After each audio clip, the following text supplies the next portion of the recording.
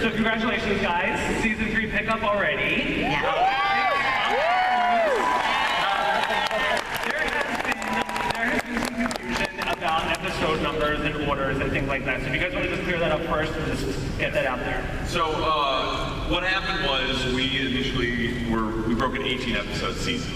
And towards the end of working on that season, we were told that we had 22 episodes, which is awesome, but a little bit of a trick.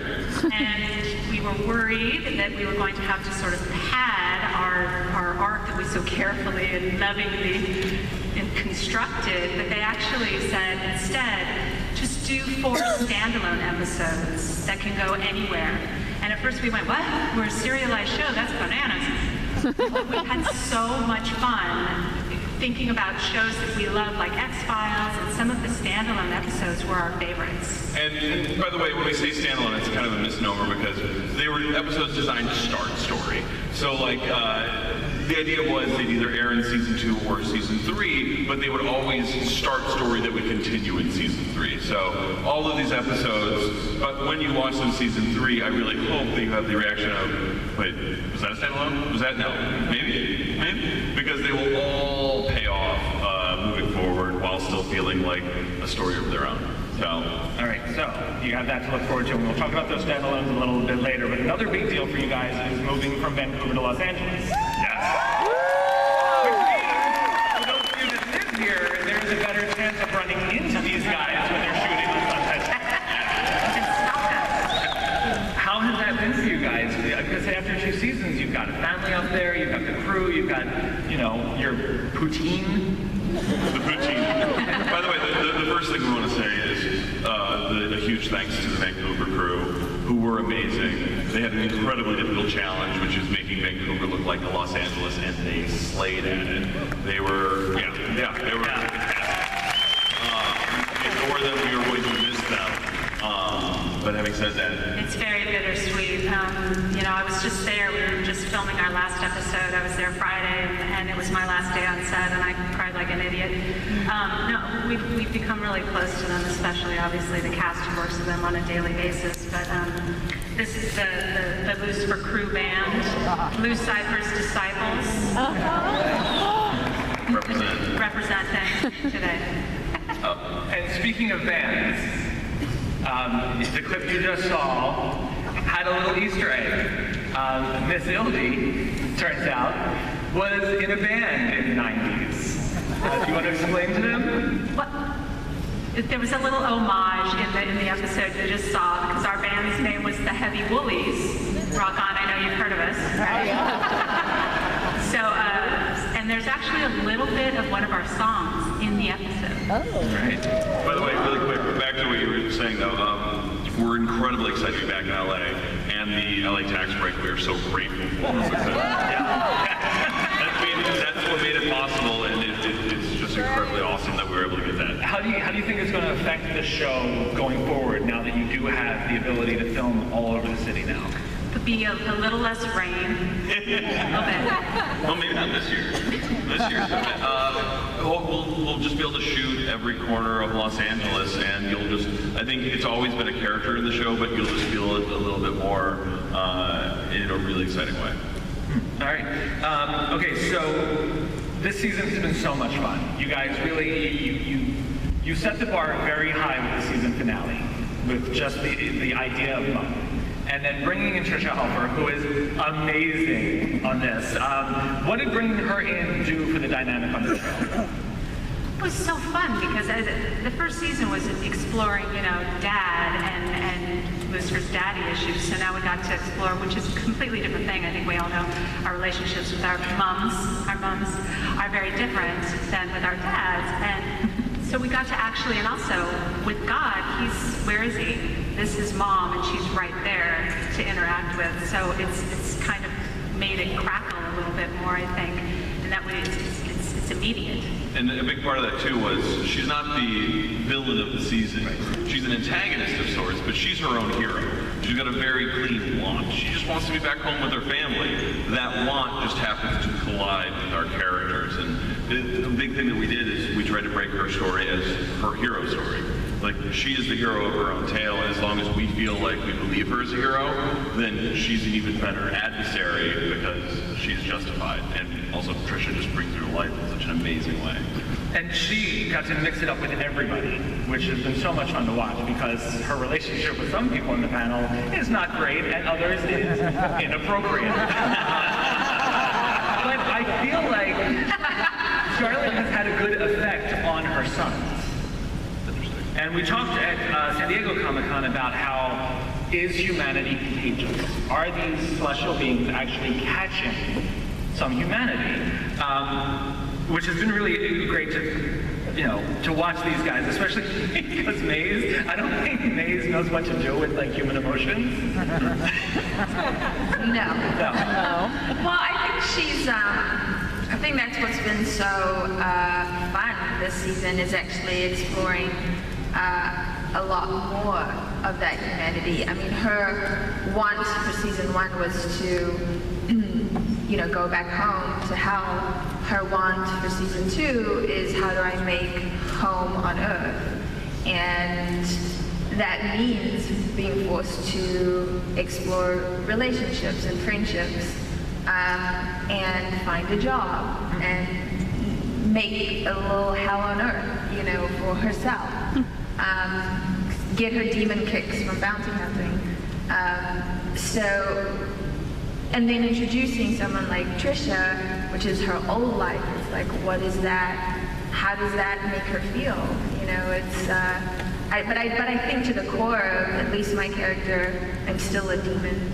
It's just that I'm a lot more aware of how to interact with certain humans, like Dr. Linda and Trixie.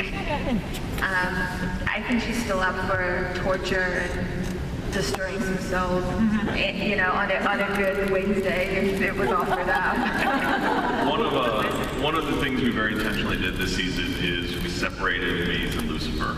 They're not together that much, and that's very intentional because we wanted Maze to go on her own personal journey of who she is.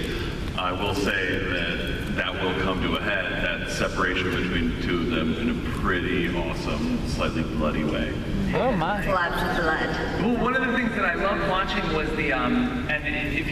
when you're watching the season, the way Maze interacts with the two mothers and how she gets ferocious around Charlotte, but ferociously protective around Chloe, especially at the end of the season. I thought it was really sweet, and then you get pregnant. I'm like, well, she's going to have to juggle this. One of the other great things you just touched on it, Maze's session with Linda and her self-actualization and how Maze is not exactly able to take the direction of a therapist yet. No one on the show is. But how do you guys, when taking on the idea of imbuing humanity into these, as Linda would call them, demons from hell, how do you balance, making them very sympathetic and lovable, but also balancing and respecting the fact that they are, in fact, I think this friendship, for example, is something that, one of the biggest compliments I got on social media from a fan was in regards to when Maze brings her the chick, her first bounty chick, and she's so proud because she's put into practice some of the things that Linda has encouraged her to do. And someone on Twitter said to me, that conversation of I'm still me, you're still you, what's changed? That's every person from the LGBTQ community has had that at some point in their life. And I took that as a real, an honor and a compliment because we're exploring this friendship in this, kind of fantastical world of demons and angels and the devil, but to the core of it, it's real relationships, it's real human relationships. And I don't think that there's a friendship like ours on TV. It's just so unique, and it's between two women, albeit that one of them is a demon, but two very different women with different backgrounds and different homes and different points of view, figuring out how to make this work. Yeah. And also, I need to actually thank you for the slight nod to the fact that Lucifer has been with all sorts. Yeah. That was quite, we're here for that. That was important to us. Yeah. And but honestly, it's from the book. And it's an element of it from the very beginning. We were like, this is an important element of the character. And He appreciates all things delicious. Rachel, did you, when you started on the show, and even like midway through the first season, were you worried that Linda would never leave that office? Yeah, no, we had a conversation about it from the very beginning, because I think Ildi, like our very first conversation about Linda was that first of all, from the pilot, I was worried that I didn't want her just to be this dingbat that was like, oh, Lucifer, you're so hot. You're willing to do anything.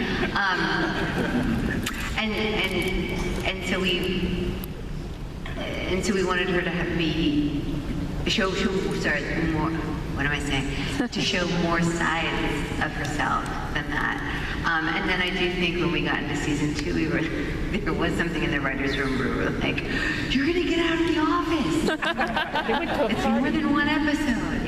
So that was. It's exciting to be integrated into everyone on the show, all their stories.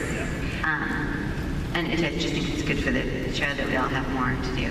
I was very surprised that in the mid-season finale, when Lucifer asked who wanted to kill him, that Linda did not also raise her hand. I just figured everyone in the room would be like, That's one of the things that I do love about Linda is that I think she's a very tolerant person, that we're seeing that it's not that she doesn't have difficulty. She's not just blindly accepting everyone, but she's once she does, she's in it, and she's very supportive and loyal to Lucifer and to Maze and to the whole gang. From the pilot, I think, the character of Dr. Linda was the only one who like, she had a moment where she reads him clearly. And since Lucifer has no idea what's happening inside himself, that's where he's the most clueless. He's not self-aware at all. And because she was able to just, despite her, his devilish charm on her and the fact that she was salivating, because ladies do that around Lucifer. She knows hot yoga. But she was able to see him, and I think that's been the foundation of their relationship. were you... You have a wolf? We're invested, so just a little tease. We're very lucky because we have an ensemble that you can follow any of them in a scene, and we've embraced that more and more. And actually, the standalone episodes that we're doing are even more so digging into that, and they've really inspired us in season 3, which we've already been working on, to even more so dig into these characters, because it's such a rich world that we're building with them, and we have some pretty darn good actors. So tell us about these standalone episodes. I know that they're character-centric. What can you tell us about them? They're all different, and they're all super weird, and we were sort of given permission to go a little crazy, and I think they didn't expect us to go as crazy as we did, in the best way possible. Like, there's one coming up that I think Leslie Ann can talk about a little bit. I have an episode that's kind of focused just on Maze. It's called Mr. and Mrs. Mazakine Smith.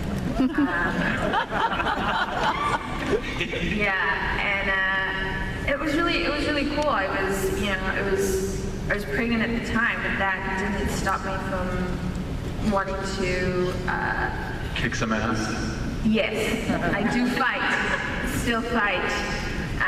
But I was just wanting to get to lunch break. That was my motivation.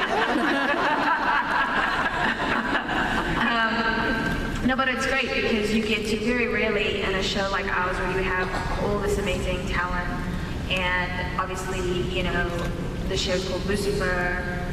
Do you, as an ensemble cast member, get to kind of lead an episode yourself? And have it be as fun and as nuanced as this episode is, So I'm excited for you guys to see it. I mean, I can't really go into too many details, but you definitely will get to see some More stuff.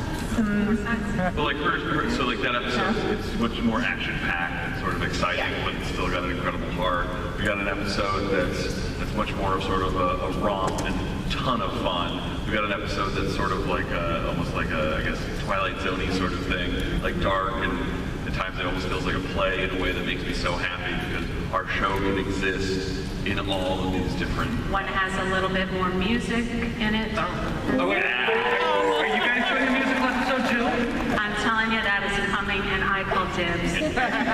By the way, it's funny because it only technically already snuck one in. Like it's not a musical episode, but it's got a bunch. Like Doesn't count. we will have a full-on one at some point, but you already sort of cheated and got one in there. So I might have been the only one. I don't know. Maybe you guys can back me up, but I felt that there were some sparks early on between Maze and Dan. There were clearly some scenes that were where they were put together in compromising positions, where I was like, I can ship that. Does his being with Charlotte make him forever unclean now? To be honest, it makes Maze laugh because as you saw with Ken, she got a lot of fun outing him as Lucifer's mother. I'll say their kid. Yeah. Great as a mom joke. Yeah. Yeah, I don't know. I think they have more of like a brother sister, like I like to pick on you kind of relationship. Yeah, but I think that if it went there, Dan would treat her like his own. Like his what? Like his own. He would own you. What? Listen, okay, his wife's name's Leslie too, and she owns him. Right? He get owned by two Leslie. Two Leslie Ann's.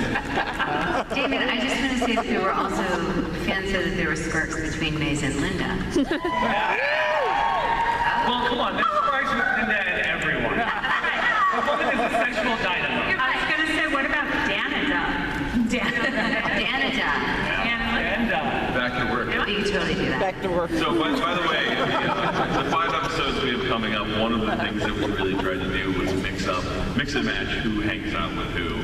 And it's fun because you got a lot of sort of unconventional combinations. Like we've got an episode where Chloe and Mom work together. We got an episode where Lucifer and Trixie work together. would you ever consider doing an episode from Trixie's point of view? I need to know what she thinks of the next episode. Well, she clearly knows everything. Yeah. And has figured out the truth about them. No, she's the smartest one in the room. Let's just be clear, yeah. Yeah. Like, we have an episode where Lucifer and Ella are going to have a little adventure together soon. Okay, so that was someone who couldn't be here also today was Amy Garcia, who has been killing it. It's so funny. And such a weird character to bring into this. But her character is deeply religious.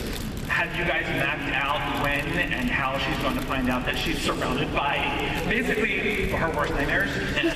or her greatest opportunities. True. Yes, we've had a lot of conversation about that. For one thing, Amy just, like you said, kills it in the role. I mean, like, I think to a certain extent, she's sort of our nerd spirit animal on the show. Anything nerdy about us, like, I'm the one who jumps onto inflatable objects and pools and videotapes it in slow motion.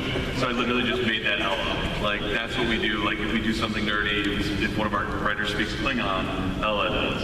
And she brings it to life, and you believe it because she has that. And one of the big stories moving forward will be, with all of our characters, them learning the truth eventually about these characters, getting bits and pieces, and in Ella's case, challenging her faith. And it's a slow burn on that because she's the new kid at camp, but it's something we'll definitely dig into. And she's the most accepting of our characters. She's the least judgmental. So what is going to happen? Like you said, okay, you learn that somebody that you love is the devils that change who they are as a person.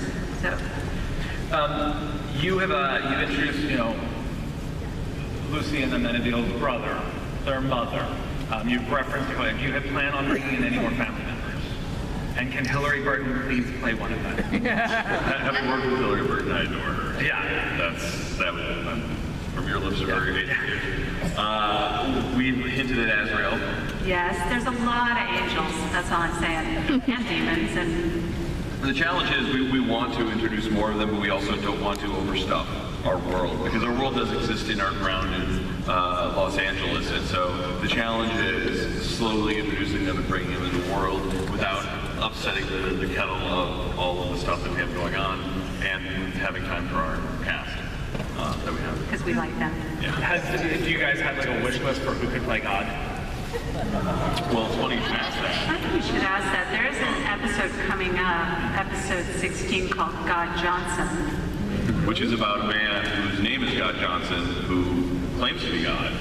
He's played by Timothy Almanson. He is delightful in the role. Can't wait for you guys to see it. So that will be the question of, is he the God? We don't know. Well, we know. I know. Because I was gonna suggest Kevin and Leslie's trainer. The man is such a miracle. You have an Italian accent.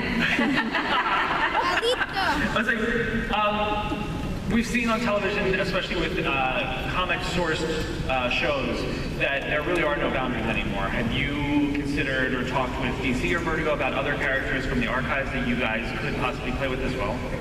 You know, it's funny, we really haven't, partially because we've sort of been on our own path so much, and so much of season 2 was creating the mom character who isn't from anything. And other than that, like it was, well, it's our family story, and so it's the brothers, it's the angels. We are Easter egging in a couple things here and there from the Lucifer comic itself, including a favorite character of mine, which you will see at some point. I know which one. I know you do. And so we are going to slowly be bringing in characters of the comics. When it comes to the outer world, we haven't, honestly, we've been having fun playing in our sandbox. Yeah, we're in the DC, we're Vertigo comic books, so we're not completely in the DC universe, but you never know on a show like Lucifer. It's the devil solving crimes. Batman can show up. I really want it to be that Legends of Tomorrow, Arrow, Flash, Supergirl crossover. They're all in the room, and Lucifer's in the back, just like looking at it, like, yeah. That's my crossover. With a martini in his hand, yeah, scotch. Kevin, what can you tell us about Dan and Charlotte's relationship going forward when we come back? Well, that I get to kiss her. That was a lot of fun. You know, you get to, you see how they fit and how they don't fit. And, you know, you can form your own opinion as to whether or not you think they should be together, but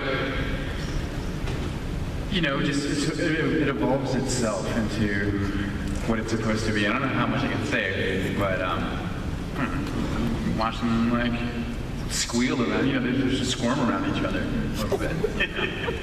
And how is this going to affect? Because Dan has made some inroads with actually bonding with Lucifer, but this could be a deal breaker. This is just like icky. Yeah, you know what? It can definitely be a deal breaker, but I think Dan has had the opportunity already to stand up to Lucifer and be like, you know what, dude? You can't treat me that way anymore. Right? I'm not your doorman. And when that door opened, it actually opened up a different depth in Dan Espinosa to where now the banter is different. Now he steps up, you know, and calls him on it. He's like, you know, you're a douche. Yeah, you're a dick. You know, and it's pretty funny how that relationship has evolved. Rachel, since we have you here, Dr. Linda is able to read people pretty quickly.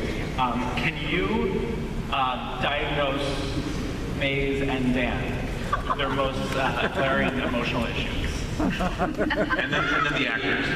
Yeah, more important. Okay, so Maze has a deep need to be loved. But she doesn't. But she doesn't know that yet. I'm really doing this like seriously, and I should be doing a joke. We're writing this down. So. And what's interesting about Dan is that I think that Detective Dan wants to do the right thing by his daughter and his wife, so much that he gets in his own way by trying to do the right thing, because he too just wants to be loved. And I think that's the theme basically of our show, is that we just really are all struggling to try to be loved. And Leslie Ann in real life, her issues. How many hours do we have? Do you guys know she's pregnant? Demon baby, she has no issues. She's perfect.